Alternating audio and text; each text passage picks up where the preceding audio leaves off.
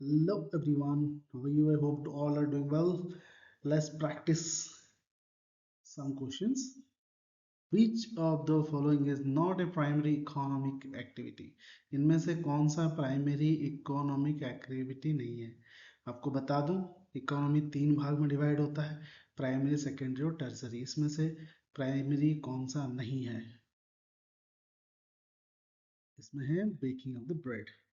यहाँ पे आप देख सकते हैं इकोनॉमी तीन तरह से डिवाइडेड है, primary activities, secondary activities and tertiary activities. Primary activities में agriculture, fishing, mining, gathering etcetera आता है। इसमें मैन्युफैक्चरिंग आता है और इसमें आता है ट्रांसपोर्ट और ट्रेड। ये इंपॉर्टेंट है, इसको जरूर से याद रखिएगा। नेक्स्ट क्वेश्चन होता है agriculture comes among which of the following activity? Its primary activity, जैसे कि हमने पिछले क्वेश्चन में देखा। ठीक है।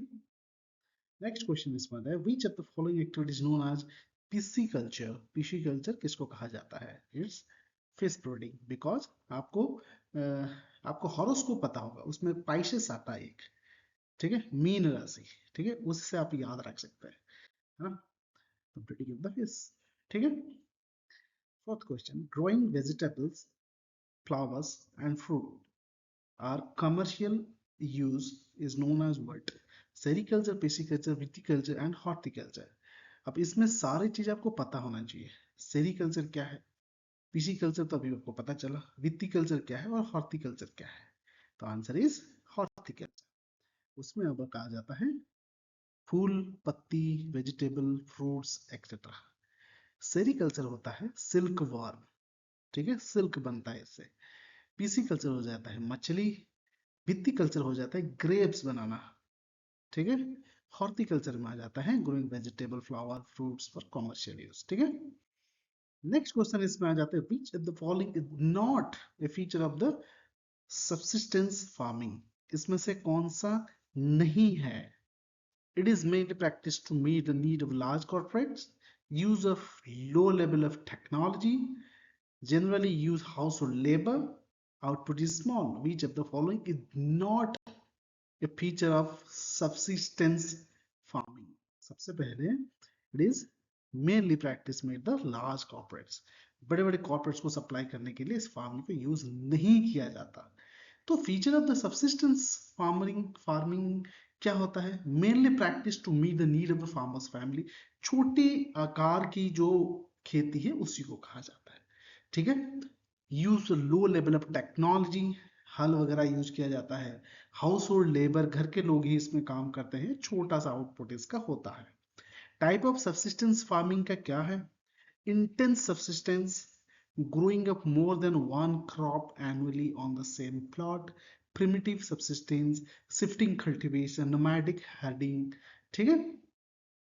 चलिए नेक्स्ट क्वेश्चन आता है which consider the following statements regarding shifting cultivation? ठीक है। It is known as slash and burn agriculture. In India, it is mainly practiced in the northern region.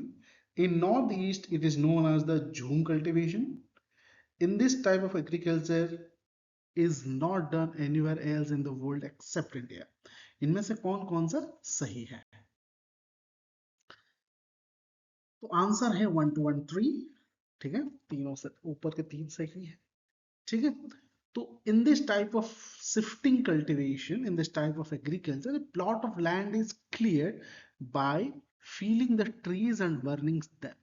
After clearing the land, crop are grown repeatedly in the same area. After the soil loses its fertility, the land is abandoned and cultivator moves to new plot. आपको पता ही है, ठीक है। ज्यादातर ये पहले use किया जाता था, अब नहीं होता है, ठीक है। In India it is mainly practice north east में ज्यादा किया जाता है, सही बात है। It is also known as slash and burning agriculture, सही बात है। It is practised in different part of the world with different name, ठीक है।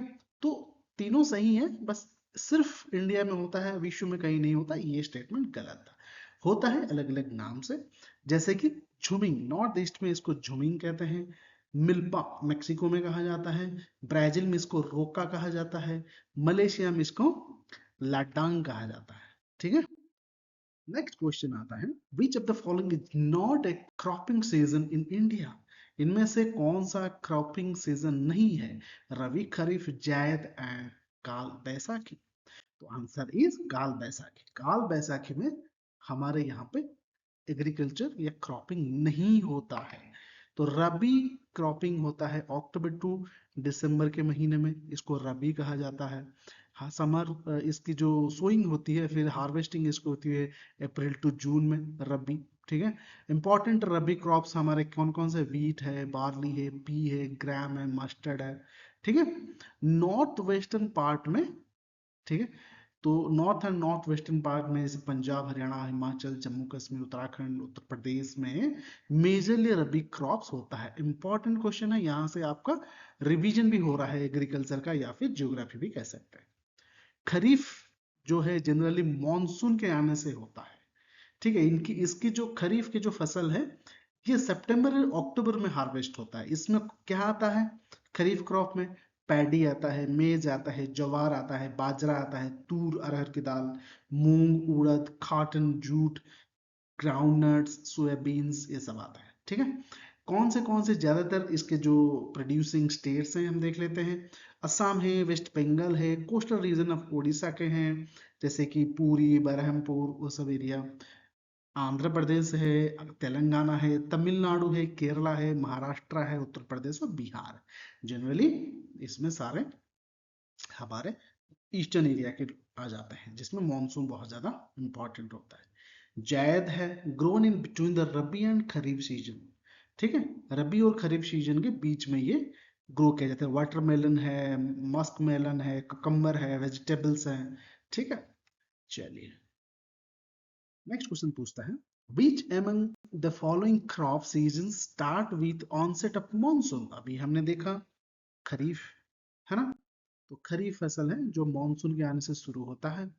ठीक है, इसकी हार्वेस्टिंग सितंबर और अक्टूबर में होता है, जैसे पैडी है, मेज है, ज्वार, बाजरा, दूध, मूंग, कॉटन, जूट, ग्राउंडनट, सोयाबीन। ठीक है, इसके मेजर प्रोड्यूसिंग स्टेट्स कौन से हैं?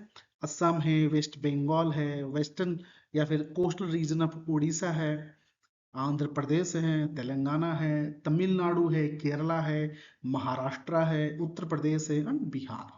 ठीक है, याद रखिएगा। Crops of which among the following season are benefited from western disturbance? Western disturbance के बारे में मैंने बताया है, अगर नहीं बताया फिर से बता देता हूँ। वेस्टर्न डिस्टर्बेंस का मतलब क्या होता है? वेस्टलीज जब आते हैं, वेस्टर्न, उसको वेस्ट डिस्टर्बेंस कहा जाता है। उसमें कौन सा क्रॉप इसमें से ग्रो करता है? रबी ग्रो करता है। ठीक है, अक्टूबर दिसंबर में सोन होता है, अप्रैल टू जून में ये आ जाता है, मतलब उसकी कटाई हो जाती है। फिर इंपॉर्टेंट जो क्रॉप्स है इसमें वीट, बार्ली, पीस, ग्राम, मस्टर्ड्स होते हैं। कुछ इंपॉर्टेंट स्टेट जो नॉर्थ और नॉर्थ वेस्ट है, पंजाब, हरियाणा, हिमाचल प्रदेश, जम्मू कश्मीर, है ना, उत्तराखंड, उत्तर प्रदेश, इसके मेजर प्रोड्यूसर्स होते हैं।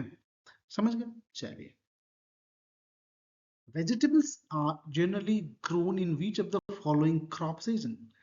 तो ये भी हमने देखा, that is Zaid. Okay, Zaid.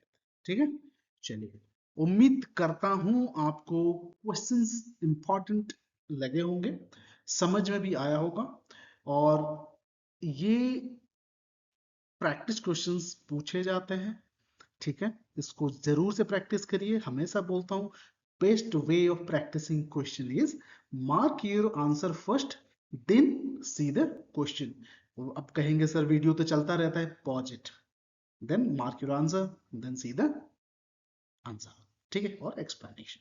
चलिए, उम्मीद करता हूं पसंद आया होगा।